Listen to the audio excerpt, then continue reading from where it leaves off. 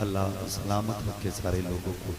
यकीन माने कि हिंदुस्तान में जितने लोग जश्न मना रहे हैं ना, उनसे आधे लोगों के पेट में दर्द भी होता है और उनका यही एतराज़ रहता है ज़्यादातर, जी ये क्या है हुजूर की विलादत क्यों मनाते हो, क्या ज़रूरत है, हुजूर 1400 साल 1500 साल पहले शरीफ लाए थे और आप आज भी हुजूर की विलादत मनाते हैं।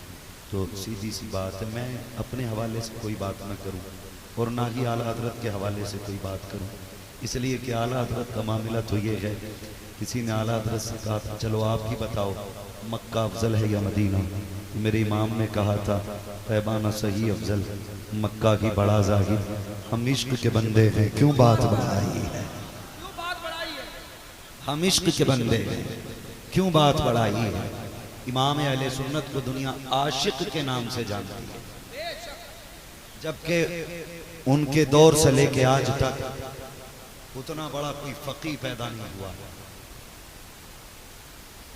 उतना बड़ा अभी तक कोई फकीह पैदा नहीं हुआ और ना ही इतना बड़ा कोई मुहद्दिस पैदा हुआ है, ना ही इतना बड़ा कोई फलसफी पैदा हुआ है, ना ही इतना बड़ा मुसलमानों में उनके बाद आज तक कोई साइंटिस्ट पैदा हुआ। बहुत बड़ी बात कर रहा हूं मैं, वो अपने दौर के सबसे बड़े मुफस्सिर हैं, अपने दौर के सबसे बड़े मुहद्दिस, अपने दौर के सबसे बड़े फकीह हैं, लेकिन पहचान किस चीज से बनी, खुदा की कसम वो अपने दौर के सबसे बड़े आशिक हैं और इसी को आला हज़रत ने अपनी पहचान बनाया, इसी को पहचान बनाया और इतना आम किया इस पहचान। आप कहते हैं इश्क तेरे सदके जलने से छुटे सस्ते, जो आग बुझा देगी वो आग लगाई, ये इश्क की आग आला हज़रत के दिल में लगी। कहते हैं ये जो आग लगी है ना दिल में, ये जहन्नम की आग बुझाएगी। इश्क तेरे सदके जलने से छुटे सस्ते, जो आग बुझा देगी वो आग लगाए, ये इश्क की आग आला हज़रत के दिल में लगी। और ऐसा आशिक को तो कोई लाके दिखा दे। असद भाई पे एतराज करने की क्या एतराज करने की क्या जरूरत है, इमाम अहमद रजा जैसा कोई आशिक हो तो लाके दिखा दे। मैं आपको बता दूं आला हज़रत उन पीरों में से हैं जो अगरबत्तियों से मालदार नहीं, जो चादर बेच के मालदार नहीं हुए, जिन्होंने मजार के फूलों का सौदा नहीं किया। इमाम अहमद रजा उस करोड़पति का नाम है जिसके बाप की मिल्कियत में लाखों बीघे जमीन का रकबा था। लाजवाब नारे तकबीर, नारे रिसालत, इश्क मोहब्बत, शख्सियत आला हज़रत। और चैलेंज है मेरा, जितने भी चचुंदर पीर हैं ये अपने सारे मुरीदों को ले ले और मुरीद सब अपने सनीचर पीरों को ले ले। हाँ, सारे सनीचर पीरों को ले लो और दुनिया घूम के आओ जी, पूरी दुनिया घूम के आओ। इंडिया, बांग्लादेश, पाकिस्तान, इन तीन मुल्कों को छोड़ के, इन तीन मुल्कों को छोड़ के पूरी दुनिया में कहीं भी ऐसे मुस्तफा की विलादत का जश्न दिखा दो जैसा इन तीन मुल्कों में मनाया जाता है। सच है, हक है, चैलेंज है मेरा, चैलेंज है। पैसा लंदन के मुसलमान पे भगोते, अमेरिका के मुसलमान पे पैसा भगोते, फ्रांस के मुसलमान पे पैसा बहुत है, लेकिन जो इश्क तुम्हें इंडिया के मुसलमान के सीने में मिलेगा, पाकिस्तान के मुसलमान के सीने में मिलेगा, बांग्लादेश के सीने में मिलेगा, वो कहीं नहीं मिल सकता। इसलिए कि इन तीन मुल्कों के सीनों में इश्क की चराग अगर किसी ने जलाई है तो उस साथ को इमाम अहमद रजा खान कहा जाता है। लाजवाब नारे तकबीर, नारे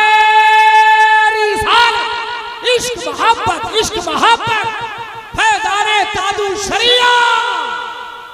वाह वाह वाह, जब तक जिंदा रखना, वाह, बरेली का नाम लेते रहना, जब तक जिंदा रहना, बरेली का नाम लेते रहना।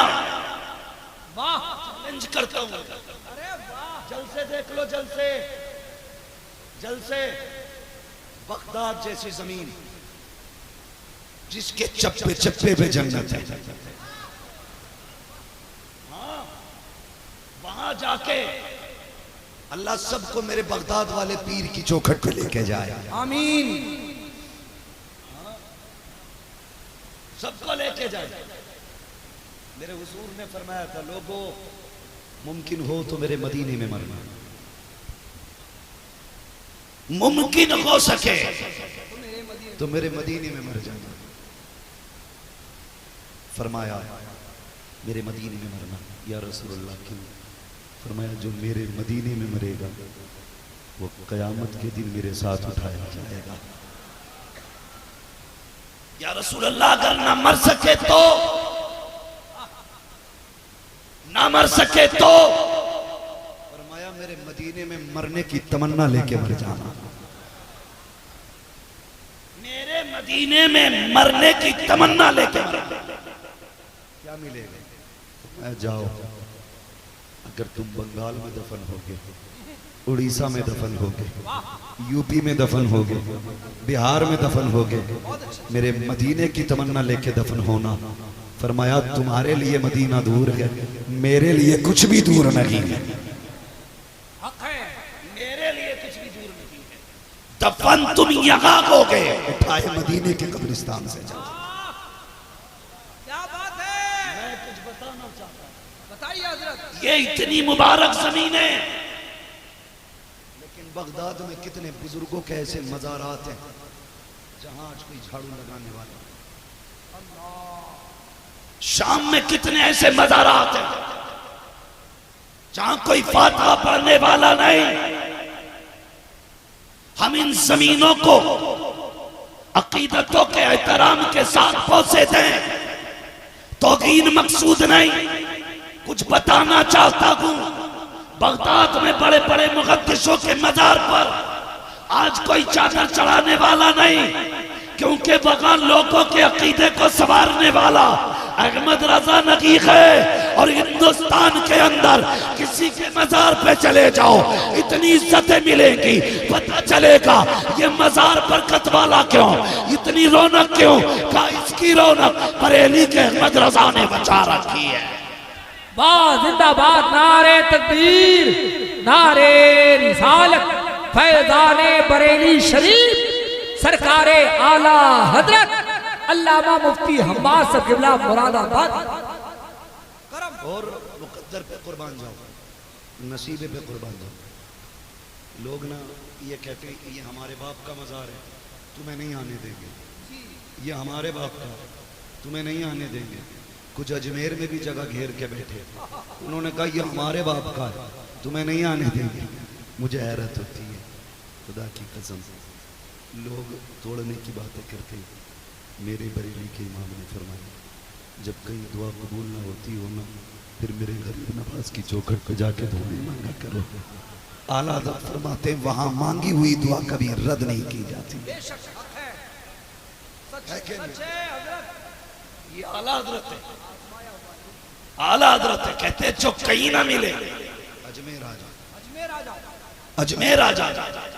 तो लोग ये सोचते हैं हमारे अब्बा का मज़ार है। मैं इन ठेकेदारों को चैलेंज करता हूँ, चैलेंज है मेरा। लोग अपने अब्बा की तारीफ सुनते कुछ हमारे अब्बा की तारीफ करते, आला हज़रत का नाम आ जाए तो महफिल हुजूर की है, नारे आला हज़रत के क्यों लग रहे हैं, समझ में बात नहीं आती है। वो वाक़या सुना था ना, एक शख्स आया, कहने लगा हुजूर दरिया पार करना है, फरमाया या जुनैद कहता चला जा, दरिया पार हो जाएगा। उसने कहा ना या जुनैद, कहते कहते आधे दरिया में पहुंचा, दिल ने कहा यार जुनैद का नाम क्यों ले रहा है, वो कहना जो जुनैद कह रहा है। जुनैद या अल्लाह कहते कहते दरिया पार कर गए, मैं यार जुनैद क्यों कहूँ, मैं भी कहूँ या अल्लाह। गोते लगे, डूबने लगा, फिर कहा या जुनैद, फिर बाहर आ। उसने कहा जनाब बात क्या है, फरमाने लगे तू नहीं समझा, रब तक पहुंचने के लिए पहले जुनैद तक पहुंचना जरूरी है। रब तक पहुंचने के लिए पहले जुनैद तक जाना पड़ेगा और नबी तक जाने के लिए अहमद रजा तक जाना पड़ेगा और उनसे कहना पड़ेगा मैं मुजरिम हुआ का मुझे साथ ले लो कि रास्ते में कहीं जा बचाता वाले नारे तकबीर, नारे रिसालत, इश्क मोहब्बत जिंदाबाद। और मैं कभी नहीं कहता यहाँ से फना उठ जाए, फना उठ जाए। तुम सारे बैठो, सारे बैठो। और सुनो बरेली वालों की बात है। ये तो बहुत कहते हैं ये बरेली वाले गाली बकते हैं, गाली नहीं बकते, जरा बैठ तो सही क्या कहते हैं, बैठ के सुन। लेकिन इंसाफ की ऐनक लगा, ताज्जुब का चश्मा हटा, फिर बैठ के बात सुन। मेरा यकीन है जलसा खत्म होने से पहले अपने गंदे अकीदे से तौबा करके तुझे भी बरेलवी होना पड़ेगा। ये एक साहब ने कल मुझे बोला, बोले हमारी समझ में ये नहीं आता ये जुलूस कब से निकलने लगा सुन्नियों में, जुलूस कब से निकलने लगा। मैंने कहा आपको एतराज, बोले ना मैं भी अल्हम्दुलिल्लाह सुन्नी हूं। तो मैंने शिकायत किस बात की है, कब वहां भी लोग कहते हैं कि देखो जी तीसरी ईद आ गई इनकी, अल्लाह ने 2 ईदें दी थी। तो बोले ये बात मेरी भी समझ में नहीं आई, अल्लाह ने 2 ईदें बनाई, तीसरी क्यों बना ली लोगों ने। मैंने कहा हैरत है, हुजूर ने हर जुमे को ईद कहा है, हर जुमे को ईद कहा है, तो तीसरी ईद से तुम्हें इख्तिलाफ है।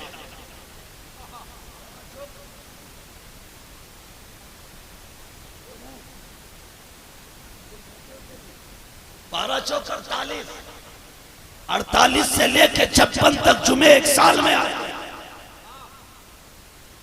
हाँ, तो एक साल में 56 ईदें ये और एक ईद बकरा ईद तो 56 2 58। अगर 58 खुदा ने दी है और एक सुन्नी मनाने लगे तो तेरे पेट में किस चीज का दर्द हो गया। क्या बात है, जिंदाबाद। ये 59वीं भी खुदा ने दी।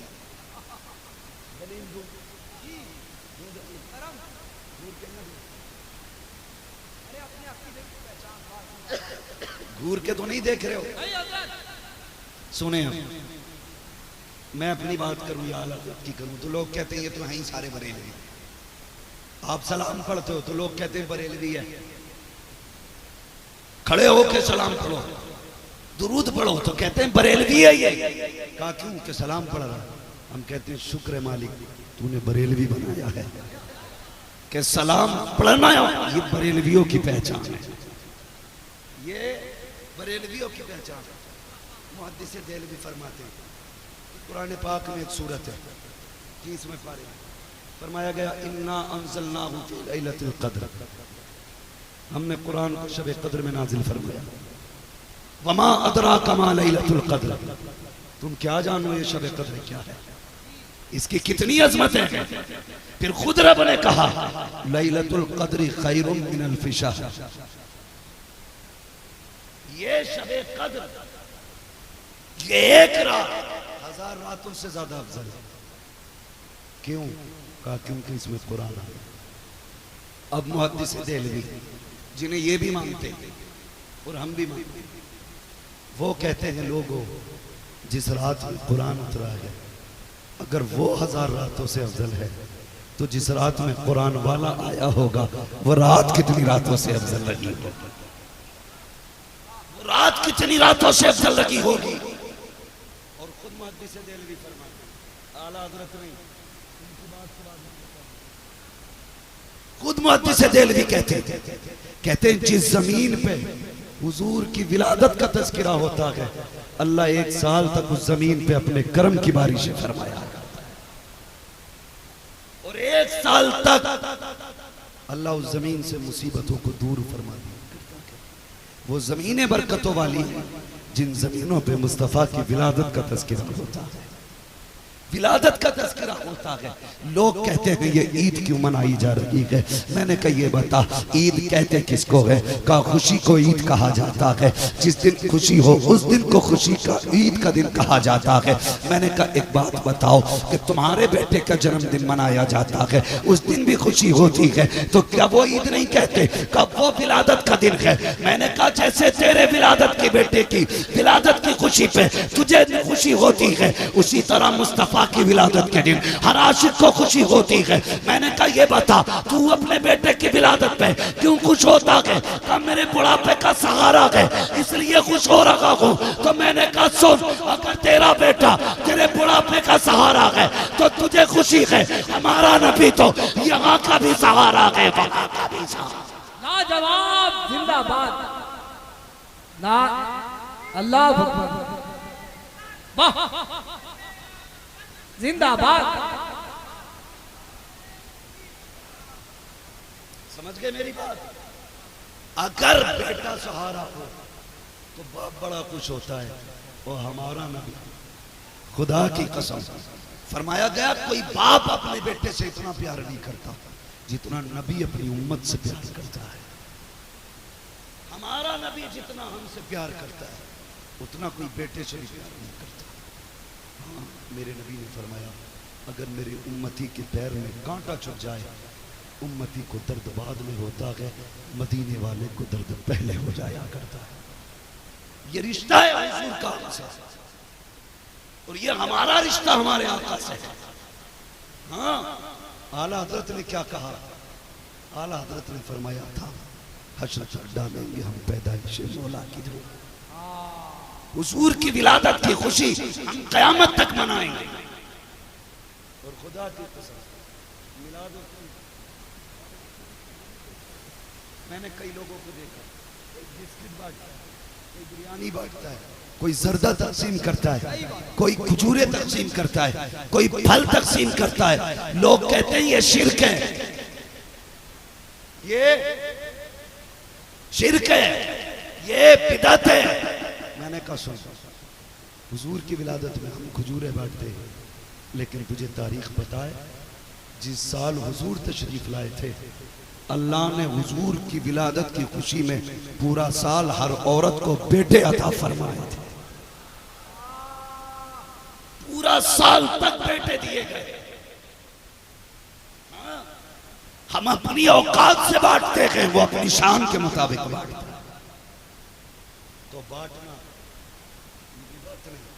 ये खुदा पाक की सुन्नत है, बहुत अच्छा सुन्नत है खुदा पाक की। और हुजूर आए, खुदा की आप अंदाजा लगाए कि फितरतन हर इंसान जब पैदा होता है गंदगी उसके जिस्म पे लगी होती है, उसे गुस्ल दिया जाता है, उसे साफ किया जाता है, आलात से पाक किया जाता है। लेकिन जब तेरा मेरा नबी आया, खुदा की कसम इतना सुथरा होकर के तशरीफ लाया, इतना सुथरा होकर के आया कि उसको न साफ करने की जरूरत थी, न उसको गुस्ल देने की जरूरत थी। और मेरे नबी की अम्मी तो ये कहती हैं जब आए तो मैंने देखा ऐसा लग रहा था जैसे गुस्ल करके तशरीफ ला रहा। वाह वाह वाह, जिंदाबाद, गुस्ल करके तशरीफ लाए।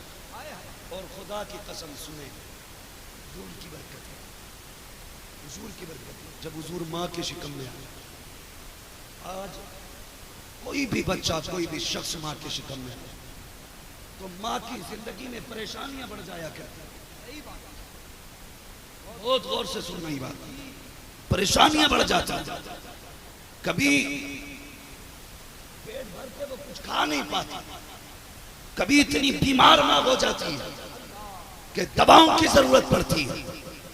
मैं हर नौजवान को सिर्फ आगाह करना चाहता हूं, खुदारा कभी अपनी मां को गाली ना देना, कभी मां को ताना मत देना, वरना तुम नहीं जानते हो कई बार ये कहते हो माँ तुझे पता अगर मुझे बिरयानी पसंद है तूने ये क्यों बना के खिचड़ी रख दी है, मुझे दाल नहीं खानी है। फेंक देते हो, फिर कहते हो जा मुझे तुझसे बात नहीं करनी है। तुझे क्या लगता है ये रिश्ते चंद लुकमों के रिश्ते थे, ये दोस्तियां सिर्फ चंद वक्त के खाने की दोस्ती थी? नहीं, खुदा की कसम तू पूछ अपनी माँ से, जिस दिन से तू शिकम में आया तेरी माँ ने कितनी सऊबतें उठाई हैं, कितनी परेशानियां उठाई हैं। और तुझे क्या पता है जिस दिन तू माँ के शिकम में आया, तू अपनी माँ के पेट में आया, उस दिन से माँ ने अपनी मर्जी से लेटना बंद कर दिया था। वो उल्टा लेट नहीं सकती थी। और यार जब तू माँ के शिकम में आया वो अपनी मर्जी का खा नहीं सकती थी। जब तू माँ के शिकम में आया वो अपनी मर्जी से पी नहीं सकती थी। यार 3 महीने का अरसा गुजरा, तेरी माँ के फाकों पे फाके होने लगे। 7 महीने की मुद्दत गुजरी, अपनी माँ से पूछ कैसे जिंदगी गुजरी है। उसे 9 महीने हो गए, वो अभी उल्टी जमीन पे लेटी तक नहीं है। अल्लाह अकबर। और तुझे क्या लगता है माँ ने कैसे तुझे जन्म दिया है? खेलना समझा करो, माँ के आगे गर्दन झुका के रहा करो। और तुम्हें क्या पता है जब तुम माँ के शिकम में आए थे तो सोचो तो सही, तुम बाजार से आते हो 5 किलो का थैला लेकर, घर में आते हो जूता अलग फेंका, थैला अलग फेंका, बीवी से कहते हो पंखा लगा, बेटी से कहते हो पानी पिला। तू 3 घंटे 5 किलो का थैला उठा ले तो तेरे बाजू थक जाते हैं, तू गिर जाया करता है। उस माँ से पूछ तो सकी उसने तेरा इतना वजन 9 महीने तक कैसे संभाल के रखा होगा। और वो भी इस दर्द के साथ अपनी मर्जी का खा नहीं सकती थी, अपनी मर्जी का पी नहीं सकती थी। जब तू माँ के पेट में आया उसका जी चाहता था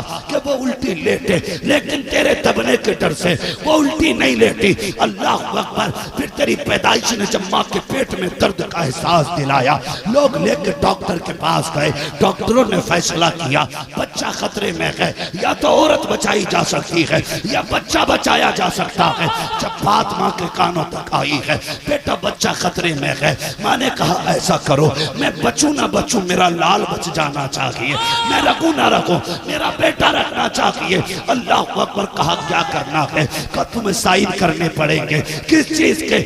कागज पे साइन करने हैं। माँ ने कहा मैंने कुछ नहीं पढ़ा। का अंगूठा देना पड़ेगा। फिर अंगूठे के लिए कागज लाया गया, उसमें पूछा जाता है ये क्या लिखा है? डॉक्टर पढ़ के सुनाता है तेरे पेट का बच्चा खतरे में है, हम अबॉर्शन करने जा रहे हैं, तुम मर भी सकती है बच भी सकती है। खुदा की कसम माँ ने बिना सोचे हाथ लिया, इंक में लगाया, कागज पे लगा दिया। तेरे बाप की आंख में आंसू था लेकिन माँ नहीं रोई थी। तेरे भाई रो रहे थे लेकिन माँ नहीं रोई थी। परिवार रो रहा था लेकिन माँ नहीं रोई थी। ये सब इसलिए रो रहे थे पता नहीं ये औरत बचेगी कि नहीं, लेकिन माँ इसलिए खुश थी मैं रहूं ना रहूं मेरा बच्चा तो बचाएगा, मेरी औलाद सलामत रखेगी। ये तारीख होती है माँ की। जब ऑपरेशन किया गया खुदा की कसम एक खाल नहीं होती है, पेट की 7 खालें होती हैं। एक एक करके 7 खालों को काटा गया, तब तुझे हिफाजत से निकाला गया।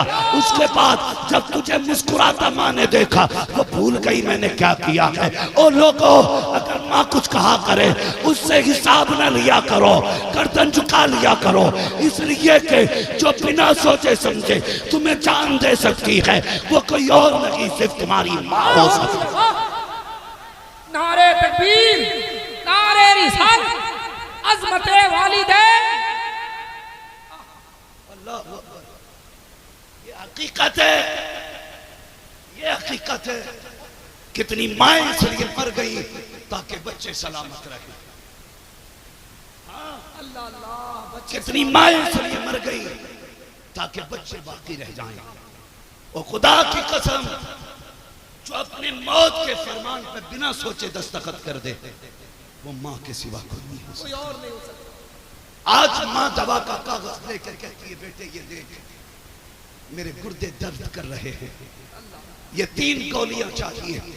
तुम पर्चे को मुट्ठी में बांध के फेंक के कहते हो तेरा बोझ उठाऊं या औलाद का उठाऊं।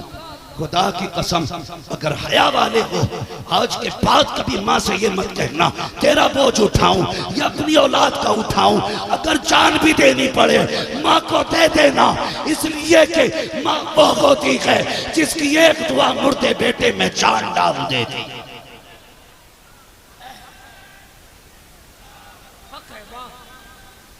या रसूल अल्लाह।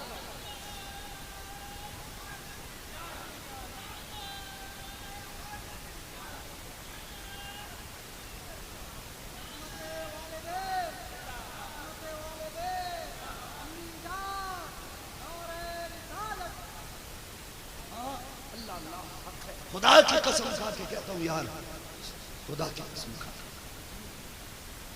अक्सर लोग घर से बाहर जाया करते, बुलबुल तुम भी घर से आए, मैं भी घर से आया, मुख्तरजा भाई, हम सब घर के बाहर बैठे लोग हैं, बाहर बैठे लोग हैं।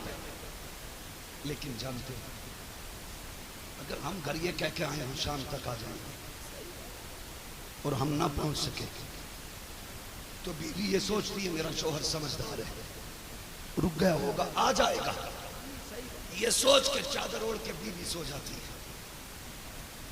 लेकिन मां नहीं सोती, मां नहीं सोती, वो बैठी रहती है। जब बेटा आएगा तब सोना है, अगर बेटा ना आए खुदा की कसम मां फिर सोया नहीं करती। कहते हो तू धोखा न कर, कभी ऐसा न कहना, खुदा की कसम जो तेरे देर से आने पे तुझसे नाराज होती है ना, वो तेरे ना आने पे बड़ी बेकरार रहती है। दुश्मन नहीं है वो तेरी, प्यार करती है वो तुझसे, वो तेरे बगैर रात को नहीं रह सकती, वो इसलिए तुझे डांट रही है आधा टाइम से, तेरे बगैर सुकून की नींद नहीं आती। जिस दिन ये माँ सफेद कफन ओढ़ के चली गई ना, तुम आना या मत आना, कोई तुम्हारी राह नहीं देखेगा, कोई नहीं पूछेगा तुमसे इतनी देर कहां लगाती, कोई दस्तरखान पे तेरा इंतजार नहीं करेगा। सिर्फ एक मांग होती है जो तेरे ना आने पर लुकमा नहीं छूटी खाने का। अगर तू नहीं आएगा वो रोटी नहीं खाएगी। अगर तेरी मां मर गई जिसके तूने 2-2 लाख के गले के हार बना के दिए, 25-25 हजार के सूट लेके दिए, शायद ये तुझे एक बार भी न पूछे, लेकिन जब आधी रात गुजर जाती है फिर माए और बाप बिस्तर छोड़ देते हैं। अगर ये इंतजार करने वाले हैं घर में तो अल्लाह का शुक्र अदा करना कि कोई है जो तुम्हारी राह तक रहा है, कोई है जिसे तुम्हारे आने का इंतजार है, कोई है जिसको तुम्हारे ना आने पर तुम्हारे ना आने का एहसास होगा।